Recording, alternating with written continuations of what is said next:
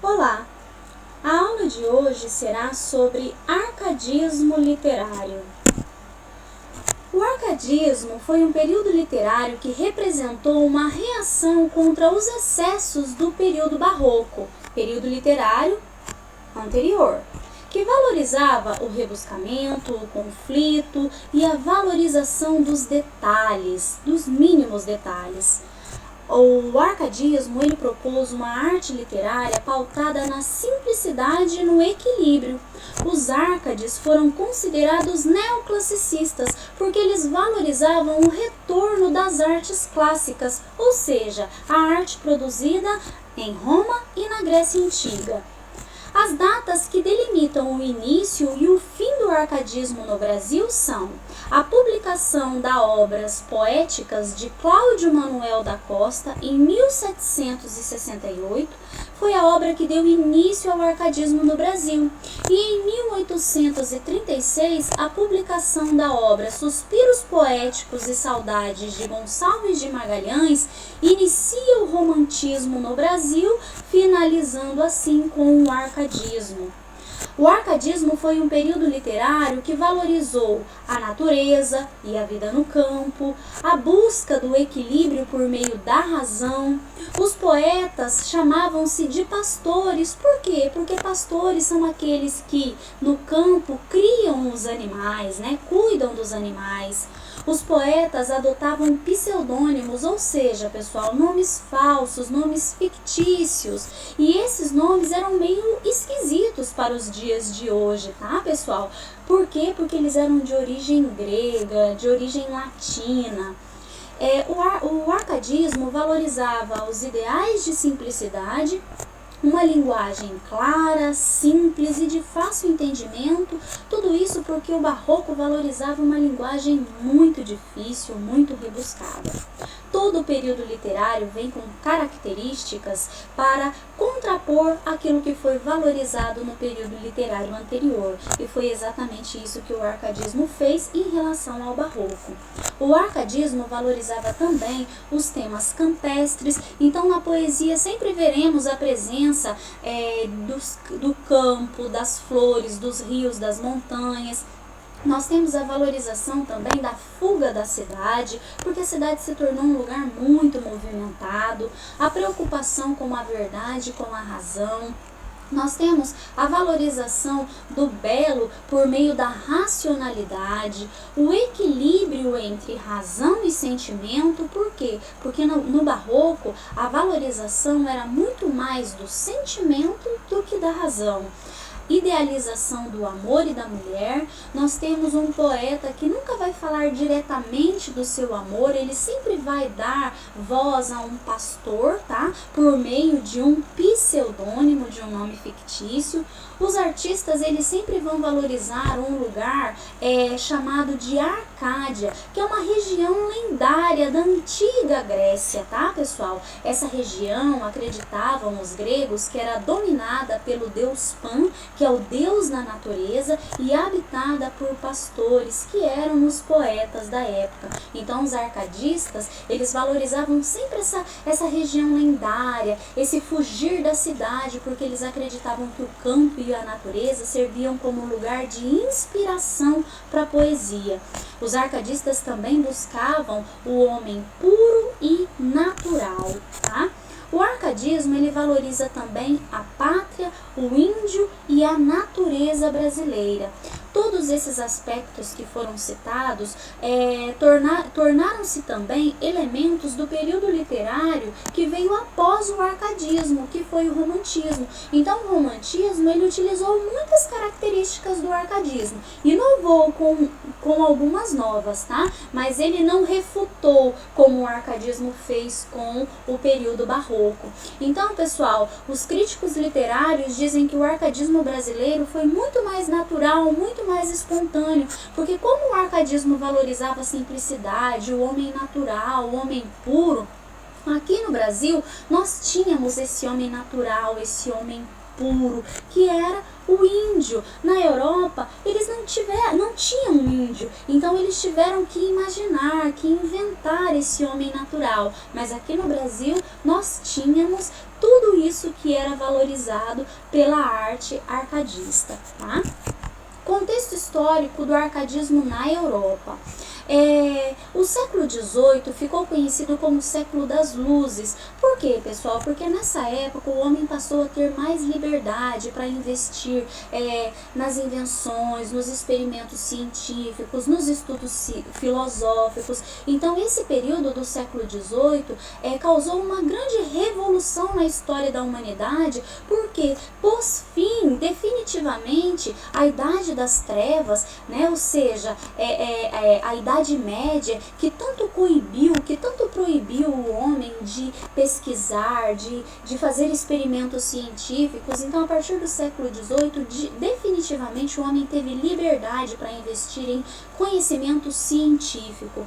Nessa época, o homem passou definitivamente também a ser antropocêntrico, ou seja, o homem passou a ser o centro do universo e a medida de todas as coisas. Então acabou com aquela relação teocentrismo, Deus no centro, e antropocentrismo, o homem no centro. Então, a partir do século XVIII, com a valorização da razão e da ciência, de fato o homem se definiu como antropocêntrico. Ele era o centro do universo e a medida de todas as coisas. Nesse período nós temos também o Renascimento, que foi o período em que houve a valorização da razão, do conhecimento, do mercantilismo, né?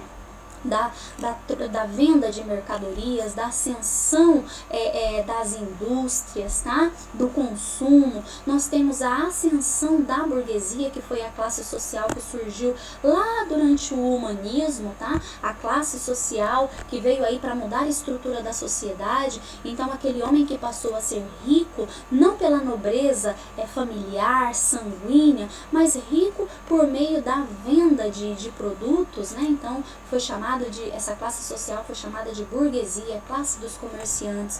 Nós temos também a Revolução Industrial, com o aparecimento das indústrias, da produção em série, tá? Do crescimento das cidades, o abandono do campo, a valorização dos estudos científicos. Tudo isso aconteceu nessa época. Então, devido a esse contexto histórico completamente revolucionário, né, o arcadismo ele veio para valorizar, para buscar a simplicidade e a calmaria do campo.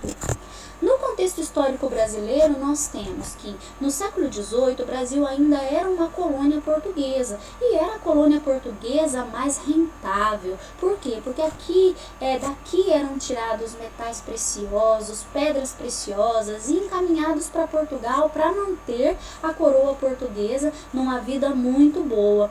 Acontece, pessoal, que os ricos daqui do Brasil mandavam os seus filhos para estudar em Portugal, e gradativamente o Brasil foi ganhando uma classe intelectual, uma classe estudada, que começaram a perceber que os colonos eram muito explorados pela coroa portuguesa. Então, por que todas as riquezas tinham que sair daqui, né?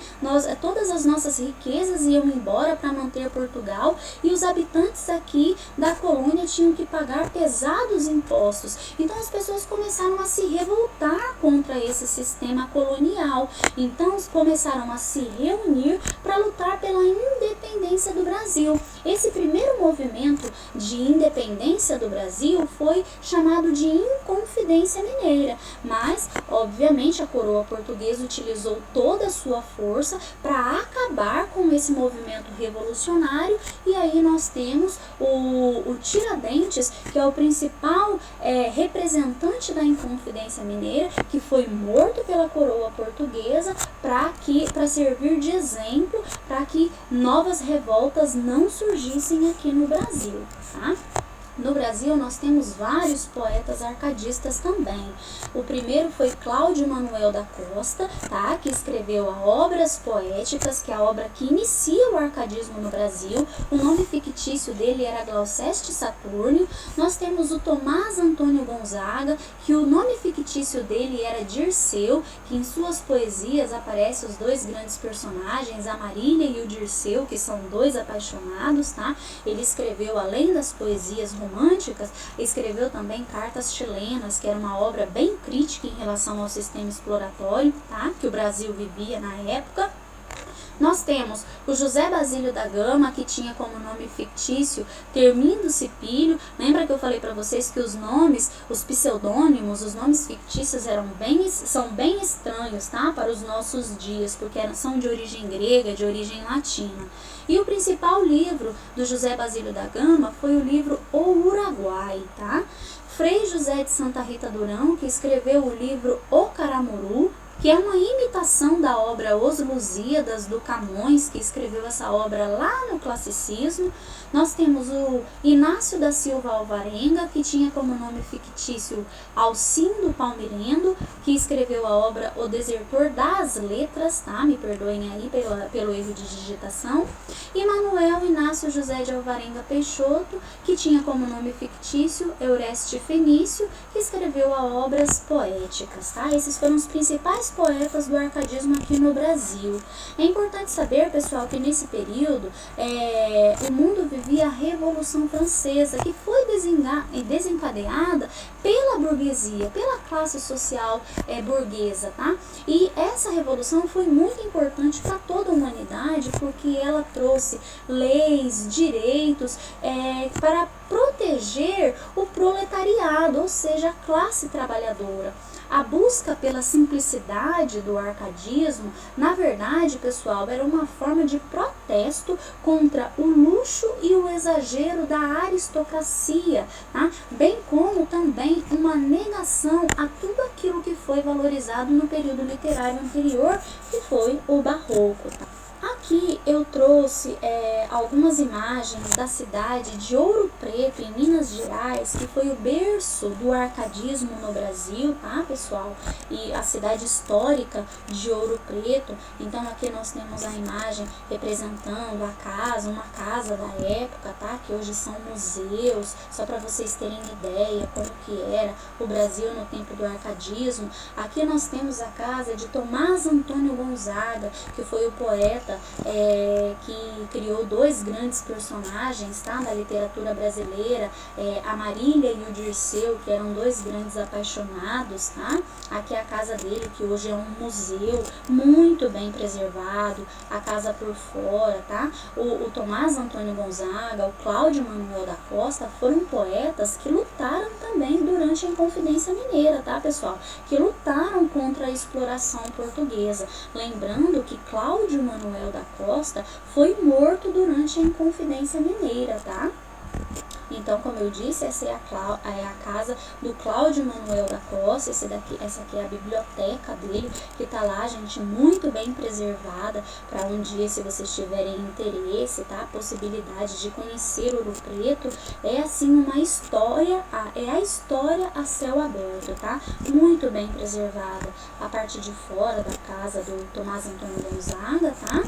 Aqui nós temos o centro de Ouro Preto. Bem aqui, pessoal, nós temos a estátua do Tiradentes, tá? O líder da Inconfidência Mineira. Tiradentes foi morto e esquartejado e exposto em praça pública durante dias, pessoal, para que servisse de exemplo, para que ninguém mais se revoltasse contra a coroa portuguesa.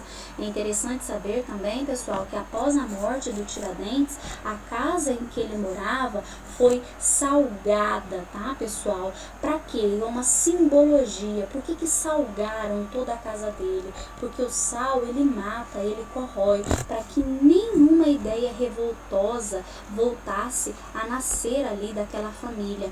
A família do Tiradentes foi excomungada da Igreja Católica, pessoal, ou seja, expulsa da Igreja Católica por 6 gerações, só para vocês terem ideia da força da coroa portuguesa, tá?